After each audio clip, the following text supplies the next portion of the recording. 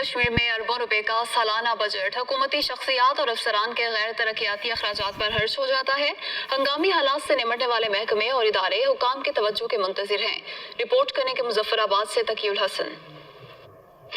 آزاد جموں کشمیر میں ہنگامی حالات سے نمٹنے والے اداروں اور محکموں کو دشوار گزار علاقوں تک فعال نہیں کیا جا سکا ہے۔ لوگوں کا کہنا ہے کہ بڑے شہروں میں قائم دفاتر سے نکل کر اب ایمرجنسی ریلیف کے ان اداروں سے دور دراز اور دشوار گزار علاقوں میں کام لیا جائے۔ ہمارے گاؤں، ہمارے ایل او سی کے قریب کے علاقے جو ہر وقت ایٹ دا ورج آف ڈیزاسٹر رہتے ہیں، ان تمام آفات کی موجودگی میں ہمارا جو ریہیبلیٹیشن میکینزم ہے وہ یقیناً کمزور ہے۔ اسے حکومتی سطح پر بہت زیادہ انسٹیٹیوشنلائز کرنے کی ضرورت ہے۔ سب سے بڑا ڈیزاسٹر جو یا ہیزرڈ ہمارے پاس ہے وہ کراس بارڈر فائرنگ کا ہے۔ وہاں تک اس طرح کی سروسز جو ہے وہ آج تک نہیں پہنچائی جا سکی۔ پریورٹیز کا فقدان ہے، ہماری پریورٹیز سیٹ نہیں ہے۔ وادی نیلم اور جہلم سمیت دیگر دشوار گزار اضلاع میں معمول میں ہونے والے ٹریفک حادثات، آتش زدگی کے واقعات اور قدرتی آفات سے نمٹنے کے لیے موجود نظام کو مقامی سطح پر بہتر بنانے کا مطالبہ زور پکڑتا جا رہا ہے، تو دوسری جانب حکام کا کہنا ہے کہ وہ نظام میں بہتری لانے کی کوشش کر رہے ہیں۔